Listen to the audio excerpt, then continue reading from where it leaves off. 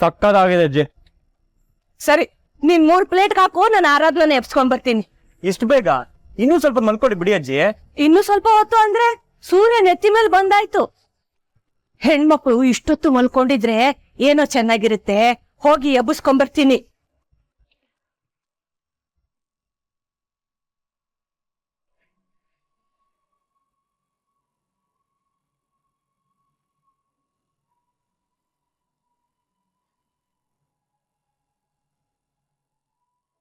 ಆರಾಧನಾ, ಎದ್ದೇಳಮ್ಮ. ಎಷ್ಟೊತ್ ಮಲ್ಕೋತೀಯ? ಇಷ್ಟೊತ್ತಿಗೆ ಅಲ್ಲಿ ಎದ್ದಿದ್ರೆ ಮಹೇಶನ್ ಬಾಯಿಗಾದ್ರೂ ಎದ್ದಿರ್ತಿದ್ದೆ. ಈ ಮುದುಕಿ ಏನು ಹೇಳಲ್ಲ ಅನ್ಕೊಂಡು ಇನ್ನೂ ಮಲ್ಕೊಂಡಿದೀಯಾ? ಎದ್ದೇಳ ಆರಾಧನಾ.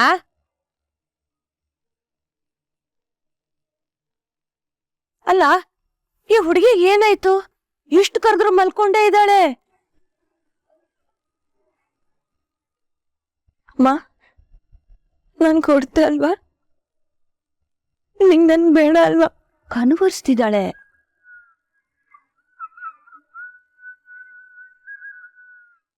ಮೈ ಕೆಂಡದಂಗ್ ಸುಡ್ತಾ ಇದೆ. ಅಯ್ಯೋ, ಜ್ವರ ಬಂದ್ಬಿಟ್ಟಿದೆ. ಏನ್ ಮಾಡೋದು? ನೀನೇ ಹಿಂಗಂದ್ರೆ ನನ್ಗೆ ಯಾರಮ್ಮ ಇದ್ದಾರೆ? ಆ ರೇವತಿಯಿಂದಾನೆ ಪಾಪ ಈ ಹುಡುಗಿ ಜ್ವರ ಬಂದ್ಬಿಟ್ಟಿದೆ. ಅಮ್ಮ ಅಮ್ಮ, ಹೇಗ್ ಕನ್ವರ್ಸ್ತಾ ಇದ್ದಾಳೆ. ಹೆತ್ತ ಮಗಳಿಗೆ ಶತ್ರು ಆಗ್ಬಿಟ್ಲಲ್ಲ ಅವಳು.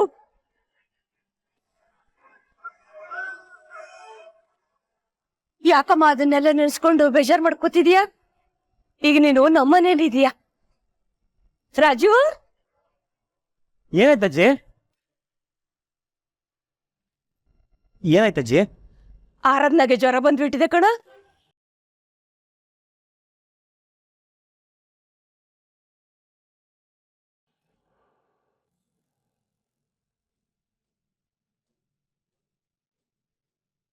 ಅಯ್ಯೋ, ಏನಜ್ಜಿ ಇಷ್ಟೊಂದು ಬಿಸಿ ಆಗೋಗಿದೆ? ರೀ ಮುನಿಯಮ್ಮ, ಏನ್ರಿ ಆಯ್ತು?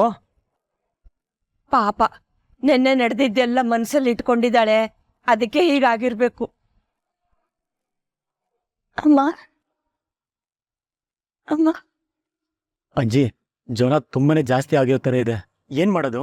ಮೊದ್ಲು ಒಂದ್ ಬಟ್ಟೆನ ಒದ್ದೆ ಮಾಡ್ಕೊಂಡು ತಗೊಂಬ. ಹಣೆಗೆ ತಣ್ಣೀರ್ ಪಟ್ಟಿ ಹಾಕಿದ್ರೆ ಜ್ವರ ಸ್ವಲ್ಪ ಕಡಿಮೆನಾದ್ರೂ ಆಗತ್ತೆ. ಆಗಿಲ್ಲ ಅಂದ್ರೆ? ಸುಮ್ಮನೆ ಇದೆಲ್ಲ ಬೇಡ ಅಜ್ಜಿ, ಫಸ್ಟ್ ಡಾಕ್ಟರ್ ಹತ್ರ ಕರ್ಕೊಂಡು ಹೋಗೋಣ. ಮೊದ್ಲು ನಾನ್ ಹೇಳ್ದಷ್ಟು ಮಾಡಪ್ಪ, ನನಗೆ ಹೇಳಕ್ ಬರ್ತಾನೆ.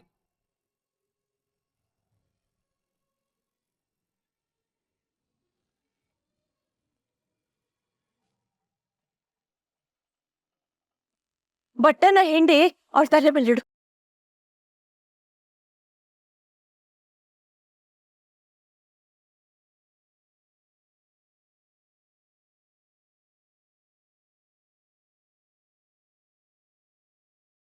ಆರಾಧನಾ ಅವ್ರೆ, ಏನೂ ಆಗಲ್ಲ. ನಾನು ಒದ್ದೆ ಬಟ್ಟೆ ಹಾಕಿದ್ದೀನಿ, ಜ್ವರ ಕಡಿಮೆ ಆಗತ್ತೆ. ಆಮೇಲೆ ಡಾಕ್ಟರ್ ಹತ್ರ ಹೋಗೋಣ. ಹೌದಪ್ಪ, ನೀನ್ ಇಲ್ಲೇ ಕೂತಿರು. ಶಂಕರಣ್ಣನ್ಗೆ ಆಟೋ ತರ ಕೇಳ್ಬಿಡ್ತೀನಿ.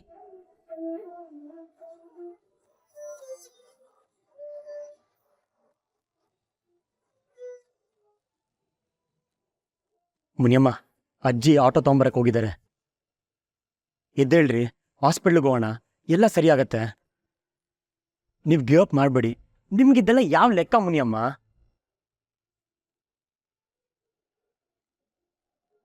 ಅಯ್ಯೋ, ಏನ್ ಮಾಡೋದು? ಜ್ವರ ಬೇರೆ ಇಷ್ಟೊಂದಿದೆ, ಇವ್ರಿಗೆ ಎಚ್ಚರ ಬೇರೆ ಆಗ್ತಿಲ್ಲ. ಶಂಕರು, ಶಂಕರು,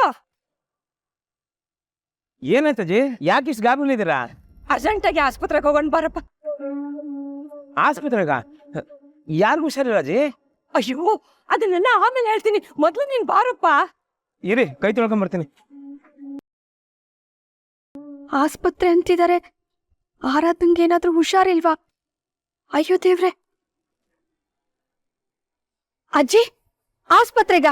ಯಾರ್ಗೆ? ನಮ್ಮನೆ ವಿಚಾರ ನಿನಗ್ಯಾಕೆ? ನಿಂದೆಷ್ಟಿದೆ ಅಷ್ಟು ನೋಡ್ಕೋ. ಅಜ್ಜಿ, ಆರಾಧನ್ಗೆ ಹುಷಾರಿಲ್ವಾ? ಅವಳ ಬಗ್ಗೆ ಯೋಚನೆ ಇರೋಳು ಅವಳನ್ನ ಮನೆಯಿಂದ ಆಚೆ ಕಳಿಸ್ತಿರ್ಲಿಲ್ಲ. ಅವಳ ಬಗ್ಗೆ ಕಾಳಜಿ ಮಾಡ್ಬೇಕಾಗಿದ್ದೇನಿಲ್ಲ. ಅವಳ ಜೊತೆ ರಾಜು ನಾನು ಇದೀವಿ, ನಾವ್ ನೋಡ್ಕೋತೀವಿ. ಶಂಕರು, ಬೇಗ ಬಾರಪ್ಪ. ಅಜ್ಜಿ ನಡೀರಿ. ರಾಜು, ಆರಾಧನ ಕರ್ಕೊಂಬಾರಪ್ಪ. ಅಯ್ಯೋ ಅಜ್ಜಿ ಬೇರೆ ಕರಿತಿದ್ದಾರೆ.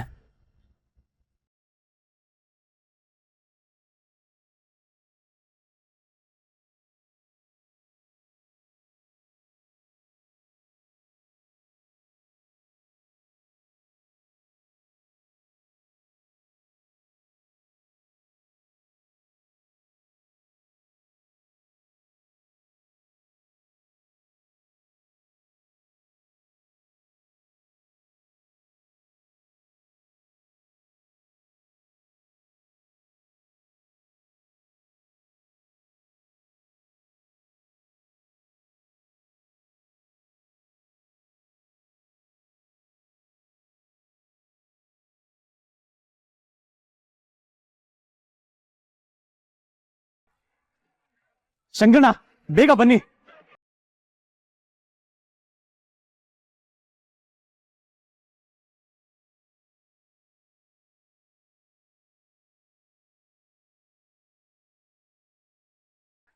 ಲೇರಿ, ಅವನ್ ಯಾವನ ಮಗಳನ್ನ ಎತ್ಕೊಂಡು ಹೋಗ್ತಾ ಇದ್ರೆ ನೋಡ್ಕೊಂಡು ನಿಂತಿದ್ಯಲ್ಲೇ.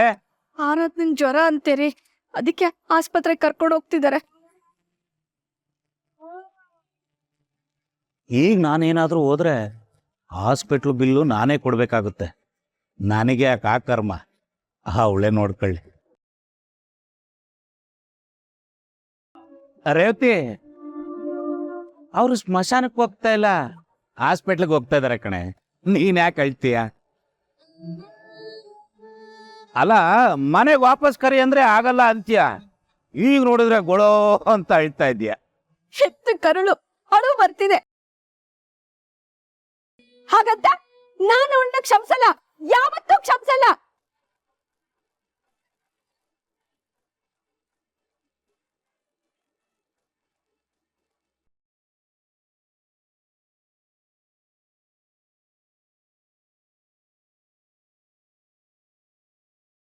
ರಾಜು, ಆಗ್ತಿಲ್ಲಪ್ಪ, ಸ್ವಲ್ಪ ಹಿಡ್ಕೊ. ವಾಲ್ತಿದ್ದಾಳೆ ಅನ್ಸುತ್ತೆ.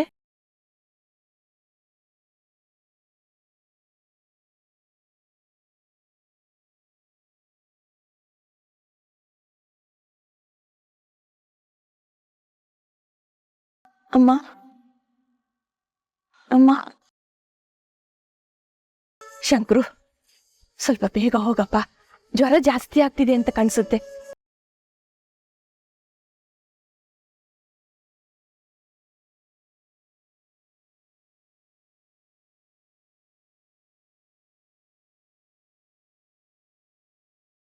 ದೇವ್ರೆ, ಆರಾಧನೆಗೆ ಏನು ತೊಂದರೆ ಆಗದೆ ಇರೋ ಹಾಗೆ ನೋಡ್ಕೊಳಪ್ಪ. ನನ್ನನ್ನ ಕ್ಷಮಿಸ್ಬಿಡು ಮಗಳೇ. ನೀನ್ ಇಲ್ಲೇ ಇದ್ರೆ ಇವರೆಲ್ಲ ನಿನ್ನನ್ನ ಬದುಕಕ್ ಬಿಡಲ್ಲ ಅಂತ ನಾನೇ ನಿನ್ನನ್ನ ಮನೆಯಿಂದ ಹೊರಗೆ ಹಾಕ್ದೆ. ಆದ್ರೆ ನನ್ ಕಣ್ಮುಂದೆನೆ ನೀನ್ ಸಂಕಟ ಪಡ್ತಾ ಇದ್ರೆ ನಾನು ಅದನ್ನ ಹೇಗ್ ಸಹಿಸ್ಲಿ? ನಿಂಗ್ ಹುಷಾರಿಲ್ಲ ಅಂದ್ರು ನಾನು ನಿನ್ನ ಹತ್ರ ಬರೋ ಹಾಗಿಲ್ಲ. ಇಂಥ ಸ್ಥಿತಿ ಯಾವ ತಾಯಿ ಮಗಳಿಗೂ ಬರಬಾರ್ದು. ಮಗಳೇ, ನಿಮ್ಮಮ್ಮ ಏನೋ ಡಬಲ್ಗೆ ಮಾಡ್ತಾ ಇದ್ದಾಳೆ ಅಂತ ಅನ್ಸುತ್ತೆ. ಅಪ್ಪ, ನಂಗೂ ಹಂಗೆ ಅನಿಸ್ತಾ ಇದೆ. ಹೊರಗಡೆ ಮಾತ್ರ ಸಂಬಂಧ ಕಳ್ಕೊಂಡಿದ್ದೀನಿ, ಮನೆ ಕರ್ಕೊಂಡ್ ಬರೋದ್ ಬೇಡ ಅಂತಾಳೆ. ಆದ್ರೆ ಒಳಗಡೆ ತುಂಬಾ ಅಳ್ತಾ ಇದ್ದಾಳೆ. ಎಷ್ಟೇ ಆಗ್ಲಿ ಅವಳ ಮಗಳಲ್ವಾ, ಆ ಪರಿಸ್ಥಿತಿ ನೋಡಿ ಕರ್ಗೋಗಿದ್ದಾಳೆ. ಮಗಳಿಗೆ ಹುಷಾರಿಲ್ಲ ಅಂತ ಕರುಳು ಚುರ್ರ ಅಂತ ಇದೆಯಾ ರೇವತಿ? ಅಯ್ಯೋ, ಹಾಗೇನಿಲ್ಲ ರೀ. ನೋಡಿದ್ರೆ ಗೊತ್ತಾಗ್ತದೆ. ಇಷ್ಟೆಲ್ಲ ಬೇಜಾರು ಮಾಡ್ಕತಿಯಲ್ಲ, ಮನೆಯಿಂದ ಮಗಳ ಯಾಕೆ ಆಚೆ ಹಾಕ್ದೆ? ಬೈದ್ ಬುದ್ಧಿ ಹೇಳ್ಬೇಕಾಗಿತ್ತು.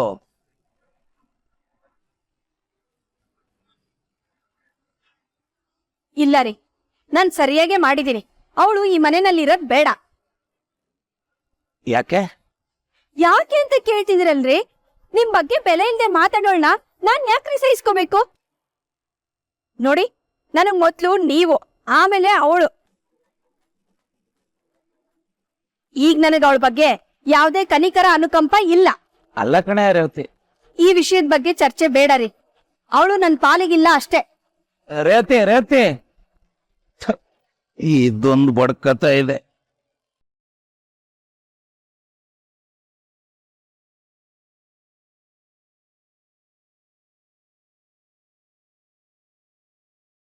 ಅಪ್ಪ, ನೀನ್ ಇನ್ನೂ ಟೆನ್ಷನ್ ಮಾಡ್ಕೋತಿದ್ಯಲ್ಲ, ಏನಾಯ್ತು? ಮನೆ ಓನರ್ ಫೋನ್ ಮಾಡ್ತಾ ಇದ್ದಾನಮ್ಮ, ಅದಕ್ಕೆ. ಅದ್ರಲ್ಲಿ ಟೆನ್ಷನ್ ಆಗೋದೇನಿದೆ? ಎತ್ತಿ ಮಾತಾಡೋ. ಫೋನ್ ಎತ್ತಿದ್ರೆ ಜನ್ಮ ಜಾಲಾಡಿಸ್ತಾನೆ. ಯಾಕಪ್ಪ ಹಾಗೆ ಹೇಳ್ತಿದ್ಯಾ? ಯಾಕೆ ಅಂದ್ರೆ ಈ ತಿಂಗಳು ಬಾಡಿಗೆ ಕಟ್ಟಿಲ್ಲ ಕಣಮ್ಮ, ಅದಕ್ಕೆ ಫೋನ್ ಮಾಡ್ತಾ ಇದ್ದಾನೆ. ನೀನ್ ಯಾಕಪ್ಪ ಬಾಡಿಗೆ ಕಟ್ಟಿಲ್ಲ? ಬಾಡಿಗೆ ಕಟ್ಟಕ್ ನನ್ನ ಹೆಂಡತಿ ಮಗಳು ಇಲ್ವಲ್ಲ.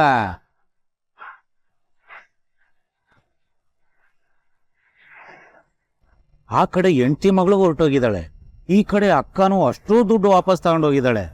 ಕೈಯಲ್ಲಿ ಬಿಡುಗಾಸೂ ಇಲ್ಲ. ಏನಪ್ಪ ಮಾಡೋದೀಗ?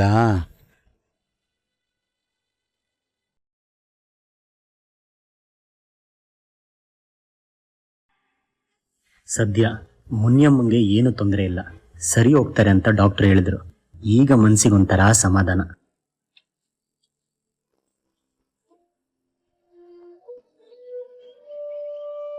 ಶಂಕರಣ್ಣ, ಸ್ವಲ್ಪ ಗಾಡಿ ನಿಲ್ಸು. ಯಾಕಜ್ಜಿ? ಆರಾಧನಾ ಬೆಳಿಗ್ಗೆಯಿಂದ ಏನು ತಿಂದಿಲ್ಲ ಕಣಪ್ಪ. ಎಳ್ನೀರ್ ಕುಡಿದ್ರೆ ಸ್ವಲ್ಪ ಗೆಲುವಾಗ್ತಾಳೆ ಅಂತ ಅನ್ಸುತ್ತೆ. ಅಲ್ಲಿ ಎಳ್ನೀರಿದೆ ನೋಡು. ಅಜ್ಜಿ, ನೀವಿಲ್ಲೇ ಕುತ್ಕೊಂಡಿರಿ, ನಾನು ತಗೊಂಡ್ಬರ್ತೀನಿ. ಆಯ್ತಪ್ಪ.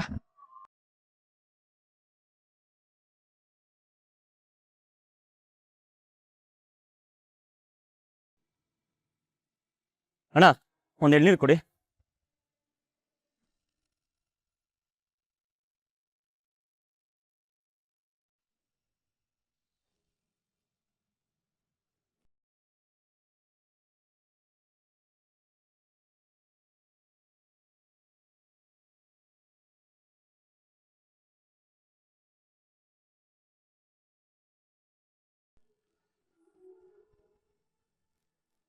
ಅಜ್ಜಿ, ಏನಾಯ್ತು? ಇಲ್ಲಿ ಯಾಕೆ ನಿಲ್ಸಿದೀವಿ? ಅದು ರಾಜು ಎಳ್ನೀರ್ ತರಕ್ ಹೋಗಿದ್ದಾನಮ್ಮ. ಸುಮ್ಮನೆ ಯಾಕೆ ತೊಂದ್ರೆ? ನಾನೇ ಹೋಗಿ ಬರ್ತಿದ್ದೆ. ನೀನು ಹುಷಾರಿಲ್ವಲ್ಲ? ಪರವಾಗಿಲ್ಲ ಅಜ್ಜಿ, ನಾನೇ ಹೋಗಿ ಬರ್ತೀನಿ. ನಾನು ಬರ್ಲಾರನ್ನ? ಬೇಡ ಅಣ್ಣ, ನಾನು ಹೋಗಿ ಬರ್ತೀನಿ.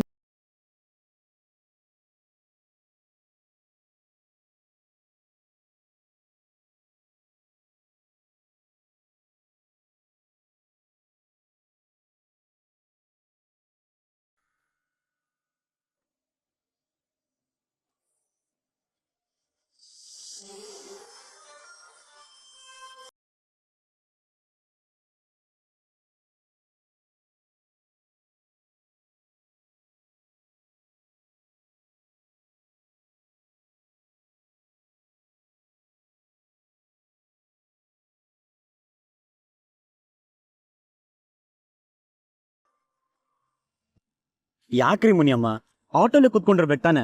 ಎಳ್ನೀರು ನಾನೇ ತರ್ತಿದ್ದೆ. ಪರವಾಗಿಲ್ಲ, ನಾನು ಇವಾಗ ಹುಷಾರಾಗಿದ್ದೀನಿ. ಹೌದೌದು, ಹುಷಾರಾಗಿದ್ದೀರಾ.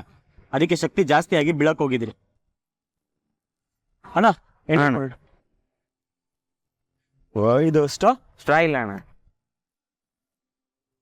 ಹಂಗೆ ಕುಡಿತೀರಾ?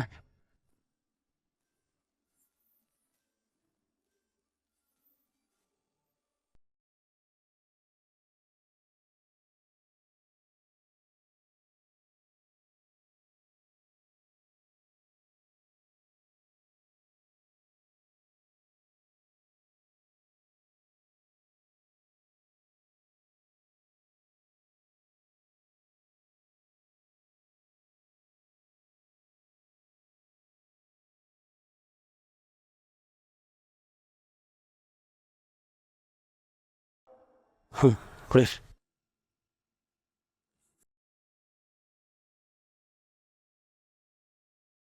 ಶಂಕರಣ್ಣ, ಅಣ್ಣ ತೋಳಿ, ಬರ್ತೀನಿ.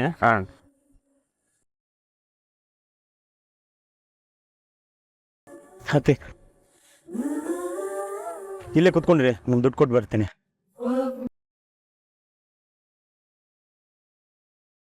ಅಣ್ಣ ಎಷ್ಟಾಯ್ತು? ಅಣ್ಣ 40. ಇನ್ನೊಂದು ಕೊಡಿ.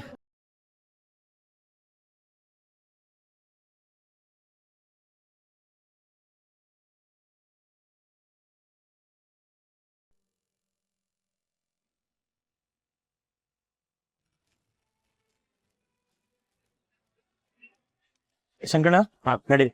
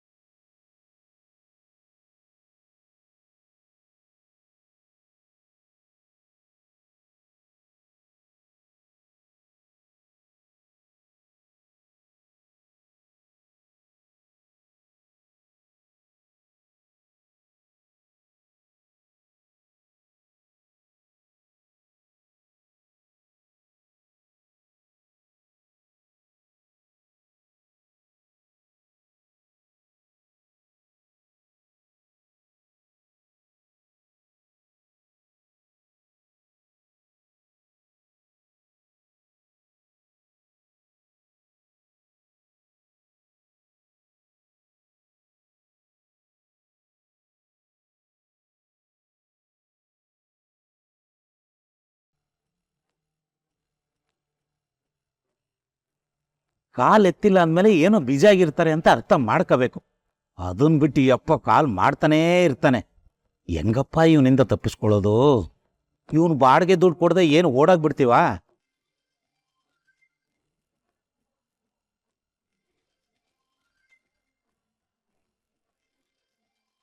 ಛತ್, ಯಾಕಪ್ಪ ಅವ್ರ ಕಾಲ್ನ ಅವಾಯ್ಡ್ ಮಾಡ್ತಿದ್ಯಾ? ದುಡ್ಡಿಲ್ಲ ಅಂದ್ಮೇಲೆ ಏನ್ ಮಾಡಕ್ಕಾಗುತ್ತೆ ಮಗಳೇ? ನಿನ್ನ ಹತ್ರ ದುಡ್ಡಿದ್ದಿದ್ರು ನೀನ್ ಕೊಡ್ತಾ ಇರ್ಲಿಲ್ಲ. ಆರಾಧ್ನ ಕೊಡ್ಲಿ ಅಂತ ಕಾಯ್ತಾ ಇರ್ತಿದ್ದೆ. ಆದ್ರೆ ಏನ್ ಮಾಡೋದು, ಸಂದರ್ಭ ಆಗಿಲ್ವಲ್ಲ. ನಿಮ್ಮಮ್ಮ ಚಿನ್ನದ ಮೊಟ್ಟೆ ಇಡೋ ಕೋಳಿನ ಮನೆಯಿಂದ ಆಚೆ ಹಾಕಿ ತಮಾಷೆ ನೋಡ್ತಾ ಇದ್ದಾಳೆ. ಅಲ್ಲಪ್ಪ, ಒಂದ್ಸತಿ ಫೋನ್ ಪಿಕ್ ಮಾಡ್ಬಿಟ್ಟು ಈ ತಿಂಗಳು ಬಾಡಿಗೆ ಕೊಡಕ್ಕಾಗಲ್ಲ, ನೆಕ್ಸ್ಟ್ ತಿಂಗಳು ಕೊಡ್ತೀನಿ ಅಂತ ಹೇಳು, ಸುಮ್ನಾಗ್ತಾರೆ. ಅದು ಸುಮ್ಮನೆ ಇರೋ ಗಿರಾಕಿ ಅಲ್ಲ ಮಗಳೇ. ಒಂದು ವೇಳೆ ನಾನೇನಾದ್ರೂ ಆಗ ಹೇಳಿದ್ರೆ ಮನೇಲಿರೋ ಪಾತ್ರೆ ಪಗಡೆ ಎಲ್ಲ ಹೊರಗಡೆ ಬಿಸಾಕ್ತಾನೆ, ಮನೆ ಬಿಟ್ಟು ಹೋಗ್ತಾರೆ ಅಂತ ಹೇಳ್ತಾನೆ. ಹಾಗಾದ್ರೆ ಇನ್ನು ಸ್ವಲ್ಪ ಹೊತ್ತಲ್ಲಿ ಆರಾಧ್ನ ಬರ್ತಾಳಲ್ಲ, ಅವಳ ಕೈಲಿ ಕಟ್ಸೋಣ ಬಿಡು. ಹಾಗೆಲ್ಲ ಆಗಲ್ಲ ಮಗಳೇ. ನಾನೇನೋ ಸಿಟ್ಟಲ್ಲಿ ಮನೆ ಬಿಟ್ಟು ಆಚೆ ಹೋಗು ಅಂದೆ, ನಿಮ್ಮಮ್ಮ ಆಚೆ ಕಳ್ಸೇ ಬಿಡದ? ಈಗ ಹೆಂಡತಿ ಮಗಳ ಹತ್ರ ಹೋಗಿ ಬಾಡಿಗೆ ಕೊಡು ಅಂತ ಹೆಂಗ್ ಕೇಳೋದು? ಚೀಪ್ ಆಗ್ಬಿಡಲ್ವಾ? ಮತ್ ಏನ್ ಮಾಡ್ತೀಯಪ್ಪ? ಅವಳು ಬಿಟ್ರೆ ನಮಗ್ ಬೇರೆ ಬಂಡವಾಳ ಏನಿದೆ ಮಗಳೇ? ಅದಕ್ಕೆ ಏನಾದ್ರೂ ಮಾಡಿ ಅವಳ ಮತ್ತೆ ಮನೆಗೆ ವಾಪಸ್ ಕರೆಸ್ಕೋಬೇಕು. ಇಲ್ಲಾಂದ್ರೆ ತಿರುಪೆ ಎತ್ತಬೇಕಾಗುತ್ತೆ. ಹೌದು ಅಪ್ಪ. ಅದಕ್ಕೂ ಮುಂಚೆ ಕೆಟ್ಟೋಗಿರೋ ನಿಮ್ಮಮ್ಮನ ತಲೆ ಸರಿ ಮಾಡ್ಬೇಕು.